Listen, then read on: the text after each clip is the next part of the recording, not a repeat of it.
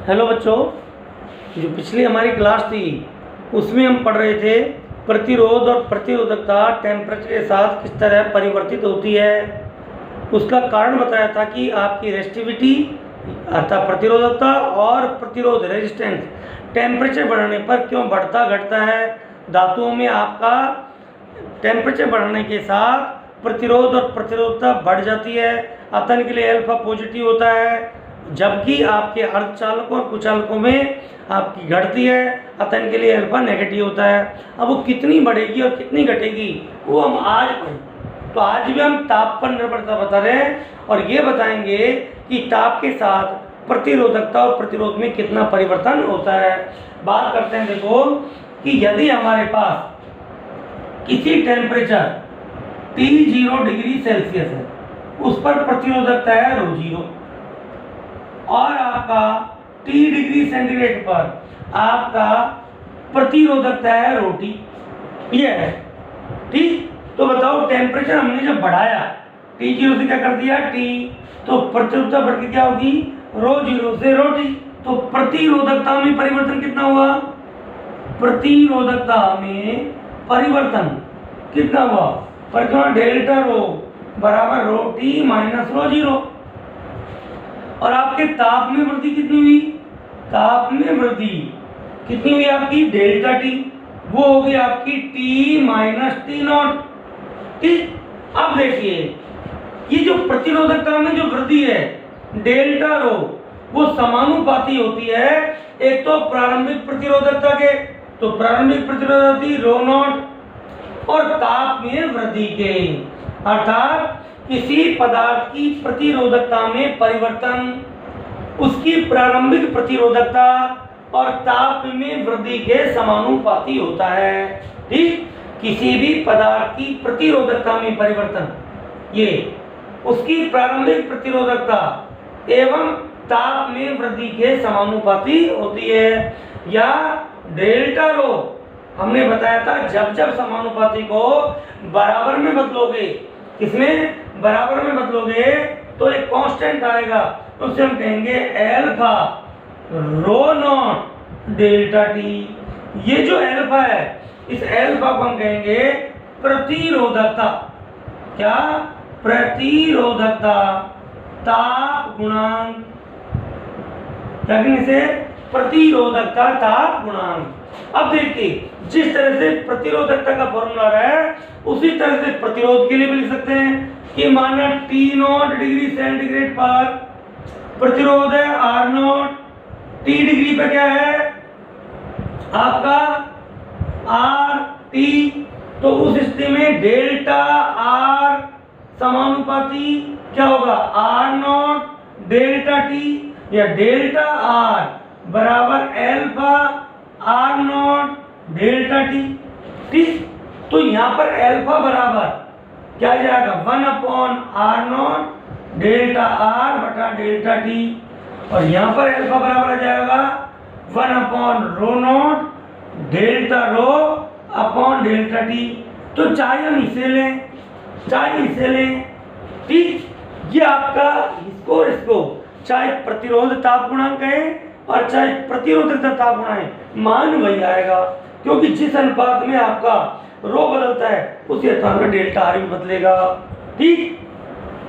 तो इसलिए ये जो इसको हम दोनों नाम से बोलते हैं, प्रतिरोध ताप गुणांक और प्रतिरोधकता ताप गुणांक, नियम बिल्कुल सेम है। तो आपको न्यूमेरिकल में यदि प्रतिरोध की बात करें तो हम इन फॉर्मूलों की बात करेंगे और प्रतिरोधकता की बात करें तो इस फॉर्मूलों की बात करेंगे। आगे बढ़ते हैं, देखो यहां से लेते हैं हम कि यदि, अब देखो इनको डिफाइन भी कर देते हैं प्रति किसको अल्फा को। क्या होगा अल्फा का मात्रक, देखो प्रतिरोधकता से प्रतिरोधकता का मात्रक कट गया तो मात्रक क्या होगा प्रति डिग्री सेल्सियस, यहाँ भी प्रति डिग्री सेल्सियस या प्रति केल्विन जो भी लिखना चाहो, सेंटीग्रेड लिख लो केल्विन लिख लो, तो प्रति डिग्री सेल्सियस इसका क्या हो गया मात्रक। विमा क्या होगी भाई, विमा होगी m0 L0 T0 और केल्विन का क्या कर दें इनवर्स टेम्परेचर का। ठीक। तो ये इसकी विमा है, ये इनके फॉर्मूले हैं किसके प्रतिरोधकता ताप गुणांक या प्रतिरोध ताप गुणांक। अब देखिए यहां पर बात करते हैं, डेल्टा रो बराबर क्या हो गया, rho T minus rho naught is equal to alpha rho naught delta T. तो rho T is equal to rho naught plus alpha rho naught delta T, या rho T is equal to rho naught आपका common 1 plus alpha delta T. ठीक, ये क्या है, ये आपका temperature T पर प्रतिरोधकता, ये T0 पर प्रतिरोधकता 1 प्लस एल्फा, एल्फा क्या है प्रतिरोधकता ताप गुणा, और डेल्टा टी क्या है ताप में परिवर्तन। इसी तरह का फॉर्मूला यहाँ ले तो क्या हो जाएगा बोलो, R T is equal to are not 1 plus alpha delta T. ठीक, तो आपका ये क्या है, टेम्परेचर टी पर प्रतिरोध, T0 पर प्रतिरोध 1 प्लस एल्फा ताप में परिवर्तन।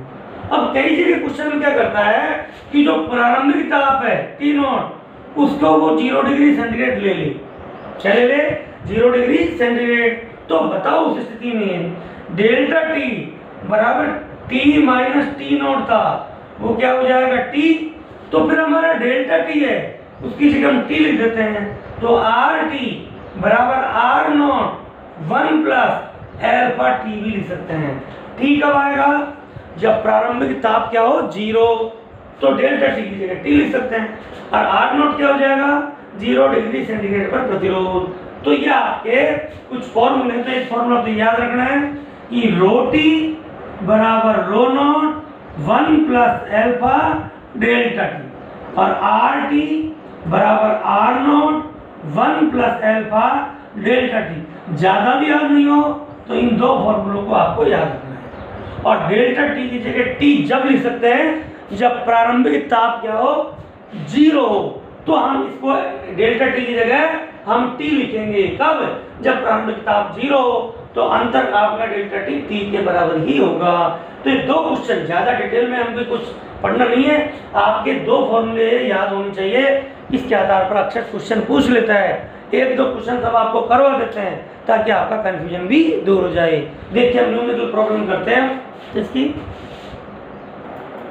देखिए बच्चों, एक न्यूमेरिकल प्रॉब्लम है कि प्लेटिनम प्रतिरोध तापमापी के प्लेटिनम के तार का प्रतिरोध हिमांक, हिमांक होता है मेल्टिंग पॉइंट या गलनांक, जिस पर हिमन होती है बर्फ, जिस पर बर्फ पिघले। बताओ बर्फ कितने पिघलती है 0 डिग्री सेल्सियस पर।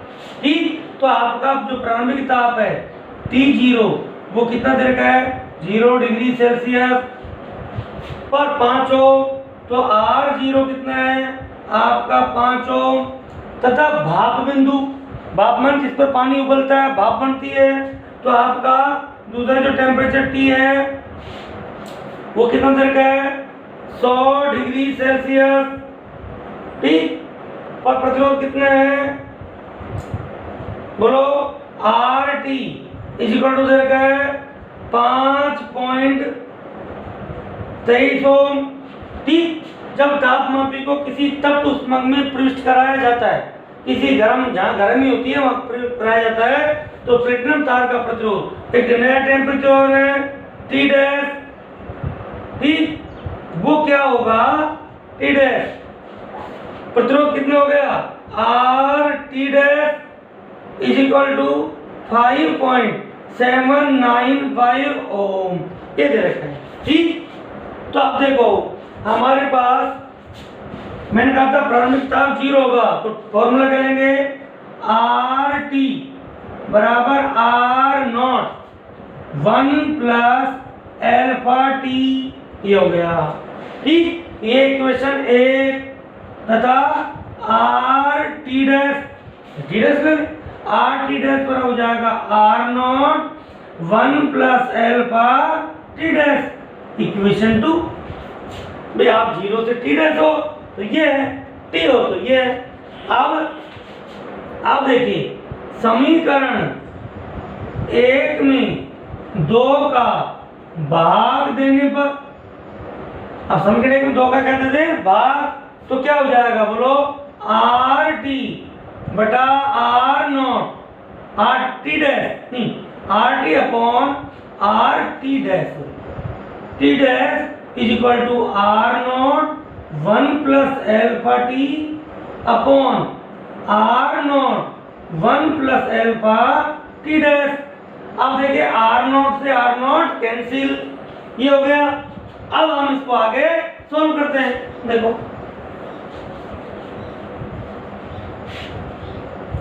सॉल्व करने पे क्या होगा, देखिए अब हम इनकी वैल्यू पुट करते हैं। क्या, आर टी की वैल्यू बताओ। आर टी की वैल्यू है 5.23 अपॉन आर टी की वैल्यू है 5.795 is equal to 1 plus alpha, और आपकी टी की वैल्यू है 100, तो इसे लिखे ना 100 टी अपॉन 1 नहीं sorry 100 alpha, 100 alpha plus t dash alpha, ये हो गया। ठीक है, अब देखिए हम इसको इधर मल्टीप्लाई करें तो 5.23 1 plus t dash alpha is equal to 5.795 और 1 प्लस क्या हो गया 100 एल्फा। ठीक, ये इसे हम सॉल्व करें। एल्फा की वैल्यू आपकी दी हुई है सर, देखते हैं। चलो देखिए बच्चों, एल्फा की वैल्यू दी नहीं है। जब एल्फा की वैल्यू नहीं दी है तो कुछ ऐसे नहीं करेंगे। जब एल्फा दे तो ऐसे कर देंगे, इसको एल्फा को हमें क्या करना है, रिमूव करना है। तो देखिए हम वापस ये चलना पड़ेगा, हमें एल्फा की वैल्यू नहीं दी हुई है। जब आपको क्वेश्चन में एल्फा नहीं दिया हो तो क्या करोगे, आपकी इक्वेशन 1 है, इसको इस तरह लिखोगे आप देखो R T is equal to are naught plus alpha are not T, या R T minus are not is equal to alpha are not T, यहां लिखोगे इक्वेशन 1। और सिमिलरली क्या लिखेंगे, R T dash minus are not is equal to alpha are not T dash. आप इक्वेशनों को इस तरह लिखोगे ताकि डिवाइड करें तो एल्फा कैंसिल हो जाए। क्यों किया मैंने वापस ऐसे, क्योंकि हमें क्वेश्चन में एल्फा नहीं दिया है, और जब एल्फा नहीं दिया है तो एग्जाम में आप भी कंफ्यूज हो सकते हो। तो इसलिए ध्यान रखना है आपको इस फॉर्म में इक्वेशन लिखनी है। आप क्या करें, इक्वेशन 1 डिवाइड बाई इक्वेशन 2, तो बोलो समीकरण 1 में समीकरण 2 का भाग दें, तो अब आ जाएगा r T minus are not R T dash minus are not is equal to, देखो क्या होगा, alpha are not t upon alpha are not T dash. अब एल्फा से एल्फा कैंसिल, आर नॉट से आर नॉट कैंसिल, इस तरह alpha cancel हो जाएगा। तो आपको इक्वेशन को इसको लाके इधर लाके तो इस फॉर्म में लिखना है। अब देखिए आर टी की value 5.23, r not 5, r T dash 5.795 minus 5 is equal to 100 upon T dash. इसको आगे सॉल्व करते हैं। देखिए ये हो गया आपका 0.23, ये हो गया 0.795 is equal to 100 upon T dash, या T dash is equal to, देखिए ये इधर मल्टीप्लाई हो जाएगा 100 इंटू 0.795 अपॉन 0.23। ठीक, ये हो गया t dash is equal to क्या होगा आपका, देखिए ये 100 से मल्टीप्लाई होगा तो 75 अपॉन ये कितना हो जाएगा बोलो, इंटू 10 की पावर 2 ऊपर हो जाएगी, और ये हो जाएगा आपका t dash is equal to 7950 और बटे में 23 डिग्री सेल्सियस डिवाइड कर लेना, जो भी ये आंसर आ जाएगा। इस तरह से आपका इस टेम्परेचर को निकाल लेंगे। ये क्वेश्चन मैं आपको एक्सरसाइज के लिए देता हूँ, बिल्कुल ऐसे ही हो जाएगा, उसको आप घर पर करोगे। देखिए बच्चों ये क्वेश्चन आपको घर पर करना है। क्वेश्चन क्या है? क्वेश्चन है कि एक प्लेटिनम प्रतिरोध तापमापी जिसकी सहायता से प्रतिरोध में परिवर्तन ज्ञात कर ताप का मान ज्ञात किया जाता है। 20 डिग्री सेंटीग्रेड पर प्रतिरोध कितना है? 5 ओम। जब तापमापी को एक पात्र जिसमें चांदी के गलन बिंदु में रखा तो इसके प्रतिरोध का मान बढ़कर कितना हो गया? 80 ओम हो जाता है। ये मानते हुए कि इस ताप परास में प्रतिरोध का मान रेखीय रूप में परिवर्तन जब होता है तभी ये फॉर्मूले काम आता है। तो इसके लिखने का अर्थ है रेखीय रूप में परिवर्तित होता है तो चांदी का गलन बिंदु ज्ञात कीजिए। तो आपको एक टेम्परेचर ये निकालना है, कौन सा? चांदी का गलन बिंदु। ठीक, तो आप देखिए ये आपका प्रारंभिक ताप है, ये आपका बाद का ताप है, दोनों ताप दे रखे हैं। ठीक, ये आपका प्रारंभिक प्रतिरोध है, ये आपका बाद का प्रतिरोध है, ये अल्फा दे रखा है। आप इस क्वेश्चन को सॉल्व करोगे। ठीक, और नेक्स्ट जो क्लास होगी उसमें हम सुपर कंडक्टिविटी अतिचालक से बताएंगे और ये समझाएंगे कि किसी तार को खींचने पर उसके प्रतिरोध कितना हो जाएगा, किस तरह परिवर्तित होता है। न्यूमेरिकल वगैरह पूछे तो इसकी कुछ न्यूमेरिकल डिस्कशन करेंगे, सुपर कंडक्टिविटी पढ़ाएंगे। उसके बाद आपका प्रतिरोधों का श्रेणीक्रम और समांतर क्रम संयोजन उसके बारे में भी बताएंगे। थैंक यू बच्चों।